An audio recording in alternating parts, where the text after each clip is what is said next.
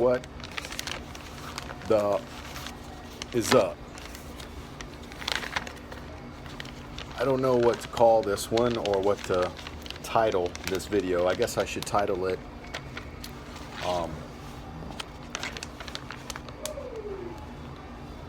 The Masses Under Hypnosis.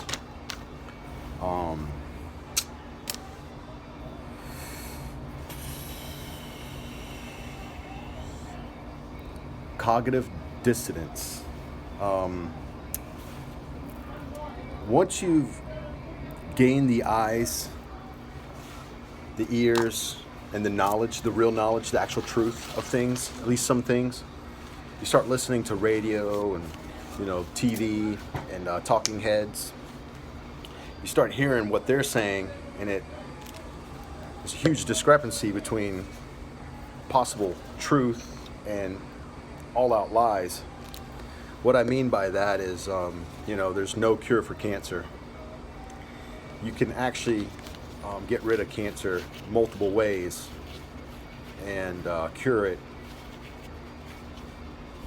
multiple ways. There's not just one little way or one main way. There's a lot of ways to fight it off, starve it, and rid your body of cancer.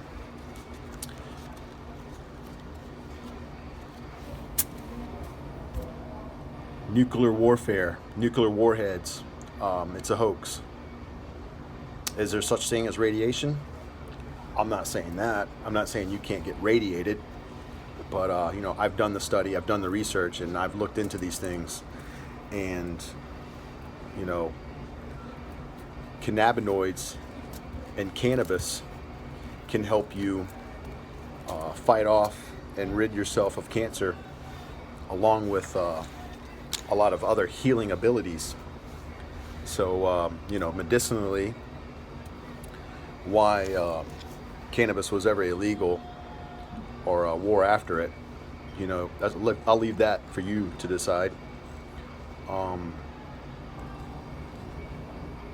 Free renewable energy and resources, such as air and water, powering race engines and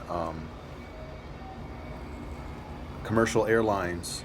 I'm not saying that I was there and I built these planes or I built these engines or I'm using this. I'm just saying you should look into this stuff, because people are waking up and they're starting to study and research and look into this stuff themselves. And I don't know if you ever heard of the guy who created his own hydrogen engine, a motor that he ran his car off water. Well, he's not around anymore. I don't know if they killed him or what happened to him, but he's gone. He disappeared or ended up dead. AIDS hoax. Why would I be saying this thing? Why would I dare go there? Well, just from a simple study and research with the ability to jump online and look into some of these things. Keyword hoax, other keyword AIDS. Well, there was a doctor who injected himself with HIV positive blood. He took the blood of a man who had AIDS and he injected it into his own body. And he laughed. Still, he didn't get AIDS. He didn't die. I'll go in deeper into that. Basically, when approached, they needed a test for it. The main first guy that they asked to check or to come up with the test, he went back to the source paper. The source research and study that came up with the HIV and how it would kill humans and how it killed a monkey, primate or whatnot. Well, there wasn't a source paper, and when he basically found that out, he found out it was kind of odd and really disturbing, or it really became disturbing. So when he went to the lead scientist and research head honcho dude at a convention, that guy said, go back to the source paper, and he said there isn't a source paper. The guy ignored him, walked away from him, didn't want anything to do with him anymore. So how can you test for something when there's no real test? Found another bit of research and study.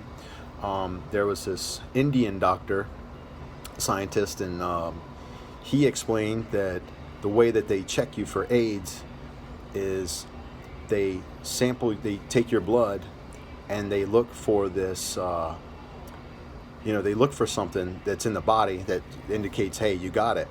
Well, anytime you're sick or you have an ailment, this is in your body. So at any point in time, we've all had AIDS, and we all do have AIDS. We get it and we get rid of it because it's not AIDS. AIDS is a hoax. There's no such thing as HIV that kills you the way that they say it does. So if you think you've contracted AIDS or the HIV and you go get tested, you probably don't feel good. You're actually sick, and that's why you're there. I'm not going to just go out of the blue and say, hey, I'm going to go get checked. I'm sure there's people that do that. I know there is, and they test negative and they go on with their lives. So when you're sick, you go get tested. They take your blood. Excuse me, I'm at lunch eating. They check your blood, and if you're suffering from an ailment, they're going to find this stuff in your body every time. And then they tell you what? Oh, Mr. So-and-so, Mrs. So-and-so, you tested positive. Is it right there at that point, as soon as you find out something horrible like that, like you have AIDS or cancer or something like that, you're going to get very stressed, very stressful. And study shows, the fact, science fact, and medical fact, stress is horrible for your health, especially extreme stress. Something like, oh, I'm going to die soon, or, I have this horrible disease that's uncurable.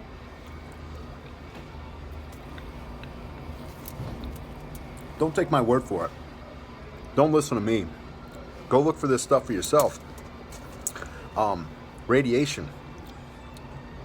This radiation expert, plutonium expert, he had some highly radioactive material in his hand, and when he had the radiation meter, it was going off the meter.